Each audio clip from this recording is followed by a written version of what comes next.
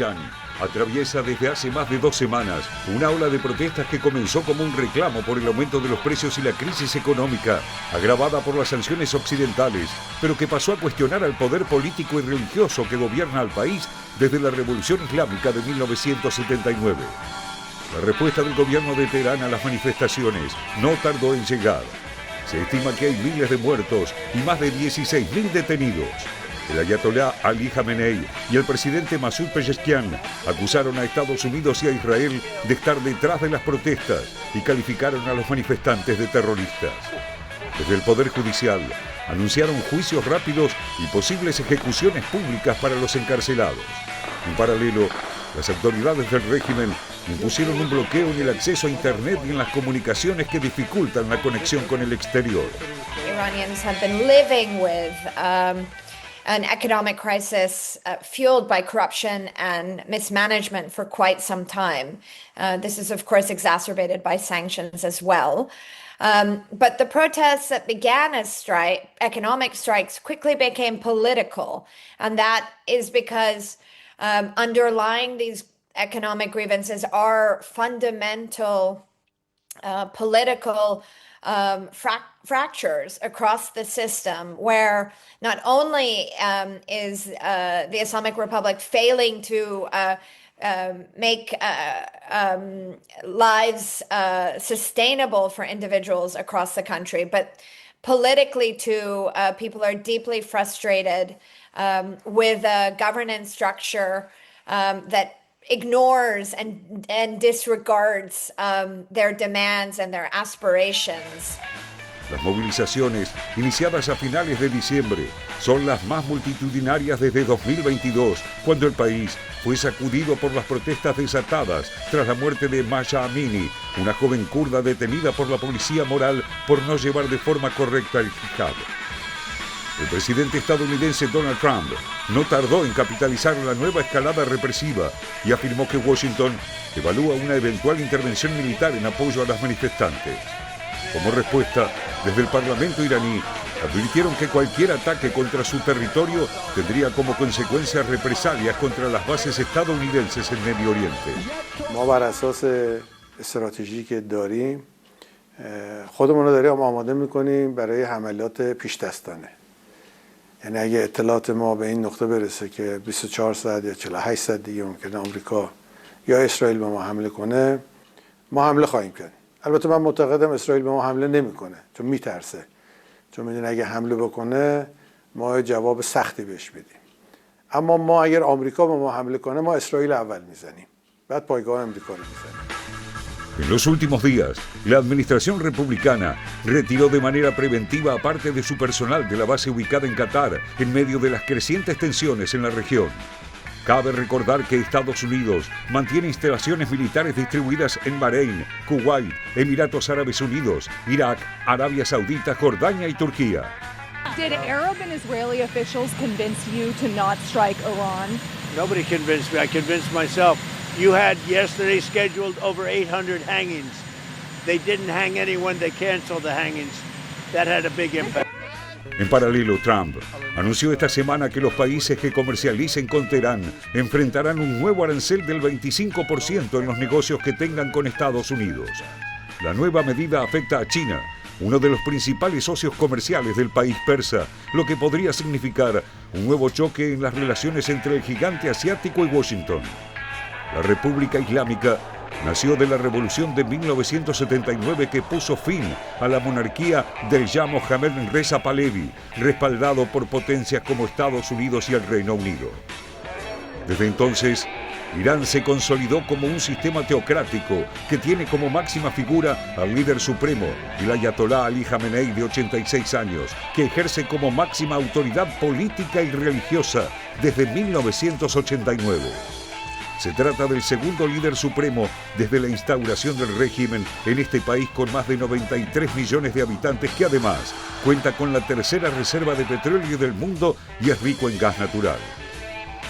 Las relaciones entre Irán y Occidente atraviesan uno de los momentos de mayor tensión debido al ambicioso programa nuclear iraní. A mediados del año pasado, Estados Unidos bombardeó 3 instalaciones nucleares con el objetivo de destruir la capacidad de enriquecimiento de uranio, luego de acusar a Teherán de avanzar hacia la fabricación de armas atómicas. Al mismo tiempo, el régimen ha perdido legitimidad, sobre todo por la situación económica que golpea la vida cotidiana de los iraníes. A esto se le suman las presiones crecientes desde el exterior. El hijo del ya derrocado, Reza Pahlavi, residente en Estados Unidos y bien visto por Washington, insisten en que su familia debe retomar el poder, aunque no cuenta con un amplio apoyo de la población. What's clear is both the public and members of the military see me as a national figure who can unite all opposition forces from every background, ethnicity, Republican and monarchist, right, left, and everything in between. I have a comprehensive plan for an orderly transition which is ready to be implemented immediately. The Iranian people are taking decisive actions on the ground. It is now time for the international community to join them fully.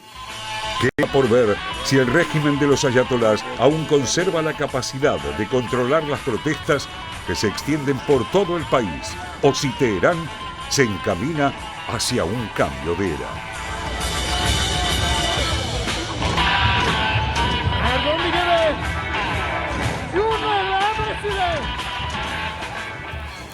Bien, la situación en Irán, que evidentemente mantiene en vilo a la comunidad internacional, la vamos a ampliar, la vamos a analizar. Tenemos una invitada y ya Félix Taylor nos cuenta de quién se trata.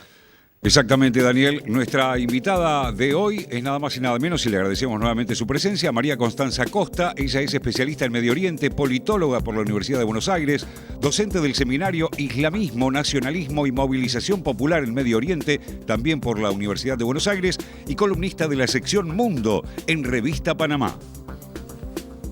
Bienvenida, Constanza, ¿qué tal? Hola, ¿cómo estás? Bueno, recién veíamos en el informe, en las últimas horas se frenaron las ejecuciones en Irán. ¿Hay algún tipo de distensión, algún tipo de horas de calma? ¿Cuál es la novedad en Irán? Bueno, esa es la narrativa que tiene Trump en este momento, ¿no? Decir que la represión cesó, que las movilizaciones cesaron. Lo cierto es que con el bloqueo informativo, con el bloqueo que hay dentro de Irán, es muy difícil también acceder a la información, pero lo que creo es que Trump está buscando de alguna manera que los ayatolás se tranquilicen un poco, por decirlo de alguna manera. Sí quiere llevar esta idea de que no es inminente una invasión de Estados Unidos, que un poco el panorama cambió, pero sabemos que no podemos confiar en esa narrativa de Trump. Por supuesto que él es muy impredecible y entonces, bueno, me parece que esto tiene más que ver, incluso te diría, con cierta reticencia de algunos sectores republicanos, de algunos sectores del Pentágono, que no ven con buenos ojos que Trump siga avanzando, ¿no?, con Irán.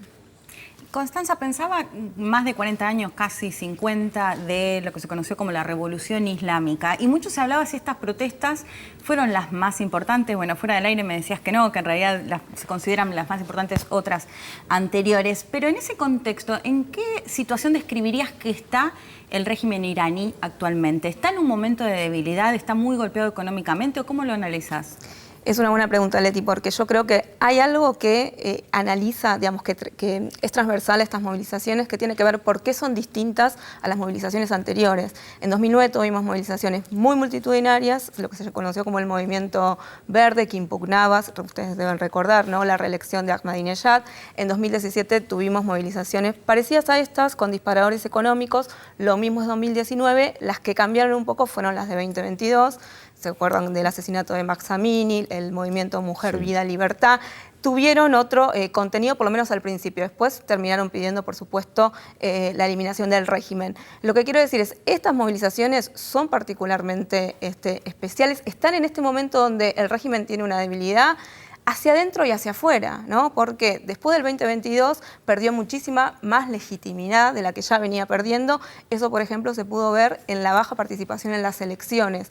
uno sabe que el sistema iraní, bueno, no es una democracia, pero tiene instancias de participación. Siempre fue para los ayatolás muy importante mantener la participación electoral muy alta. En las últimas elecciones fueron las más bajas de la historia, ganó por supuesto Masud Pezeshkian, el candidato reformista, pero lo que quiero decir, hacia adentro hay una erosión muy grande en contra del régimen. Las movilizaciones de 2022 también fueron un parteaguas generacional. ¿Se acuerdan que hablábamos de las nietas contra los abuelos, ¿no? O sea, algo muy marcado en lo generacional. Y después hacia afuera, ¿no? Ese escudo protector que eran los proxies que protegían, ¿no?, a Irán, principalmente de Israel, principalmente de Estados Unidos, se vieron también debilitados. Por supuesto que el régimen está más débil, la guerra de los 12 días lo debilitó, y además, Leti, es esta idea de que el régimen era invulnerable. Ahora todos ya ven que el régimen tiene vulnerabilidades, que el régimen puede ser atacado. Entonces, por eso es que estas movilizaciones, no tanto en cantidad o en duración, ¿no?, porque lo cierto es que lo que decía antes, el cerco que hay de la información, que no llega, bueno, el apagón, ¿no?, directamente en Irán, que es muy difícil acceder a la información, no nos permiten evaluar eso todavía. Pero sin duda son un punto de inflexión y por supuesto que pueden terminar en la caída del régimen, no inminente, ¿no? Eso es importante. No es que el régimen va a caer mañana, pero sí puede comenzar una larga agonía donde va a tener que también que reestructurarse de alguna manera. Es una aclaración importante. Ahora, las protestas empezaron básicamente por problemas económicos, por la alta inflación, comerciantes que estaban muy inquietos, pero evidentemente, como vos decís, hay otros motivos más profundos. ¿Cuáles son? Hay un malestar con el régimen, ¿no? Hay toda una generación que ya no se identifica con los valores de la República Islámica. Perdón, generación que además nació, o sea, que toda su vida la vivió con este régimen. Exactamente, no conoce otra cosa que este régimen, pero sí hay que entender algo, que es que en Irán el sentimiento nacionalista es muy fuerte, digamos. Ellos saben que, bueno, vienen desde el imperio persa, ¿no? Digo, saben, tienen de alguna manera una idea de ser un país grande, un país en el que todos vivan bien, un país que se desarrolle, y también hay, en paralelo, hay que decirlo, un fuerte sentimiento antiimperialista, ¿no? Cuando fue la guerra de los 12 días, ustedes recordarán que Netanyahu llamó a la población iraní a levantarse. Sí. Bueno, la población iraní no se levantó, no siguió a Netanyahu, claro. Y eso los ayatolás lo saben.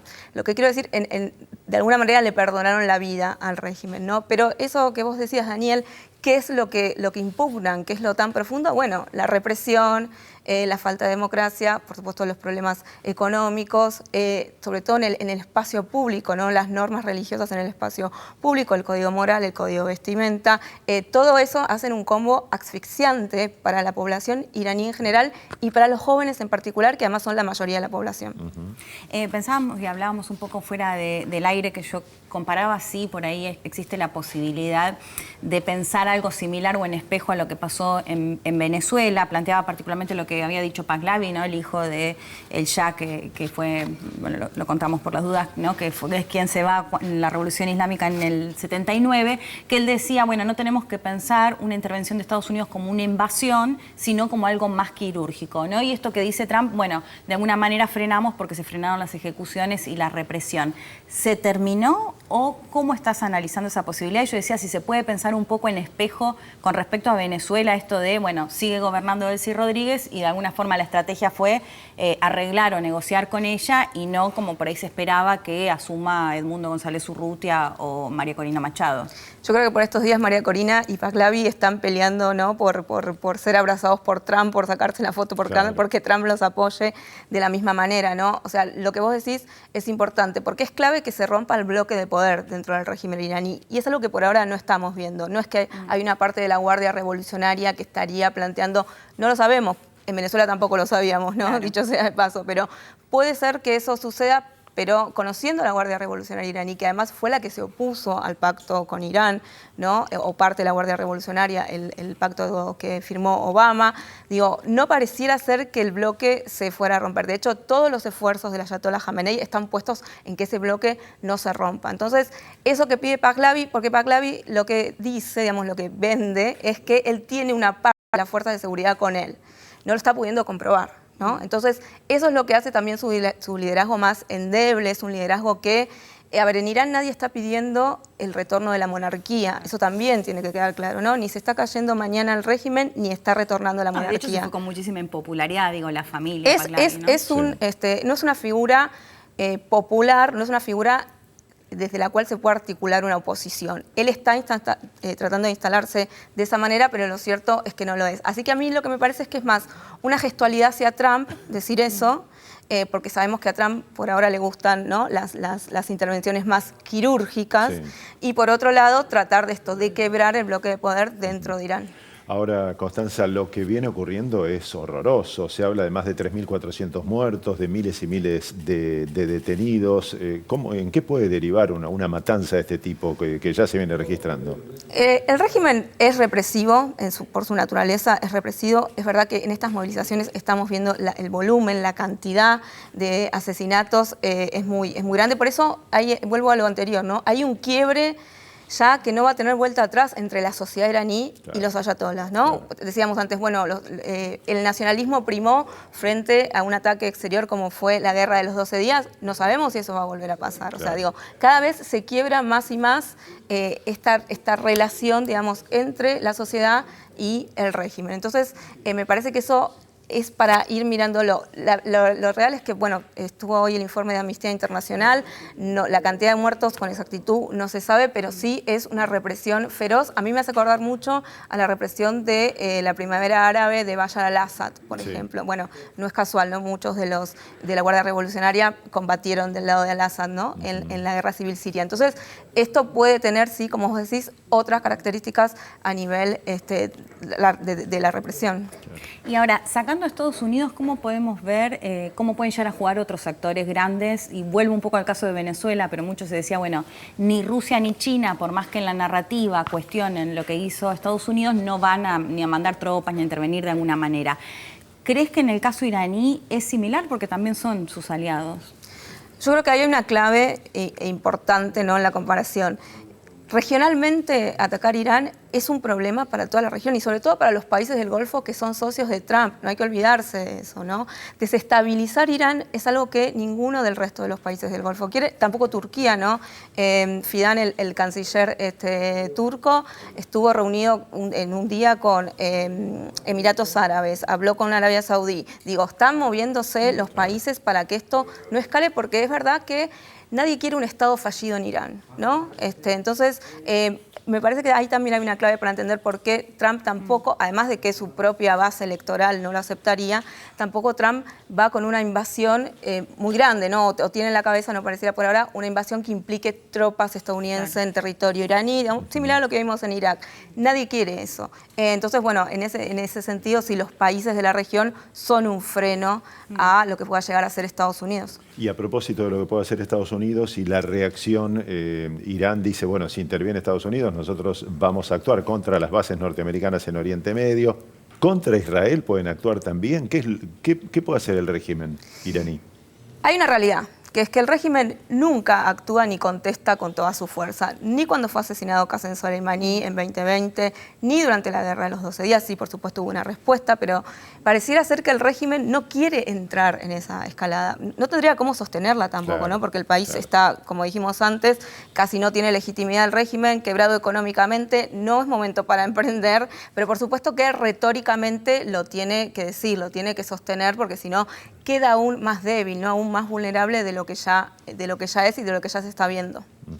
Y yo te preguntaba un poco antes por China y Rusia, ¿no? Al margen por ahí de los países de la región, que bueno, lo que mencionabas es no quieren de alguna forma un Irak, incluso por ahí aquellos países con los que tiene Irán o ha tenido históricamente una rivalidad en la región. Pero sobre todo pensando en China y Rusia, ¿cómo crees que pueden llegar a jugar o cómo están jugando en este contexto? Bueno, Rusia parece que le va soltando la mano uno a uno, ¿no?, a sus aliados. Pasó en Siria, pasó de alguna manera en Venezuela, si vos querés. China tiene una forma de diplomacia que es diferente, entonces tampoco sabemos muy bien cómo podría llegar a actuar, pero en el caso venezolano, por ejemplo, no pasó más de algunos comunicados y no hubo una ofensiva contra Estados Unidos de alguna manera. A mí me parece que los países también esperan a ver qué es lo que hace Trump, ¿no? Porque esta manera de Trump de ser bastante impredecible hace que también las respuestas no sean tan automáticas, justamente por eso, ¿no? Porque Trump no hace lo que siempre hizo Estados Unidos, o no hace ni siquiera lo que él viene haciendo, y lo hace en todos los planos, ¿no? Pone aranceles, lo saca, dice que va a hacer tal cosa, después no lo hace. Entonces, para mí tienen reparo, ¿no? Los países como China, como Rusia, tienen reparo por ahora, por más que hoy habló Pezeshkian con Putin, pero también Putin había hablado anteriormente con Benjamín Netanyahu, entonces no se sabe muy bien cuál es la jugada que finalmente va a terminar haciendo Rusia. Correcto. Constanza, para finalizar, con tu experiencia, ¿qué pensás que va a ocurrir en los próximos días? ¿Se va a una calma, como pareciera por este freno de ejecuciones en las últimas horas, o tenemos que pensar que esto va a crecer? Para mí hay 3 o 4 escenarios, Daniel. El primero es esto que estábamos hablando, ataques limitados que le permitan a Trump atribuirse una victoria, aunque sea efímera, y que obligue al régimen a sentarse a negociar. Un segundo escenario puede ser eliminar físicamente, puede ser al líder supremo, a diferentes miembros de la élite político-clerical, también de la élite de la Guardia Revolucionaria, pero sin que eso lleve a un colapso, ¿no? Justamente por lo que decía Leti, para tratar de negociar con los que quedan, sobre todo con la oficialidad más joven, ¿no? Dentro de la Guardia Revolucionaria. Un tercer escenario es lo que dijimos antes, un ataque a gran escala que destruya las capacidades de Irán por más de 10 años, claro, y que también haga que Israel no tenga ningún contrincante en la región. Claro. Y por último, que es lo que dijo Trump hoy, dejar que el régimen se desangre por adentro, ¿no? Parece que hoy Trump dice que va por ahí, como por esperar a ver lo que pasa internamente, pero bueno, sabemos que él es impredecible. Muchísimas gracias. Gracias Clarísima, a ustedes. como es habitual.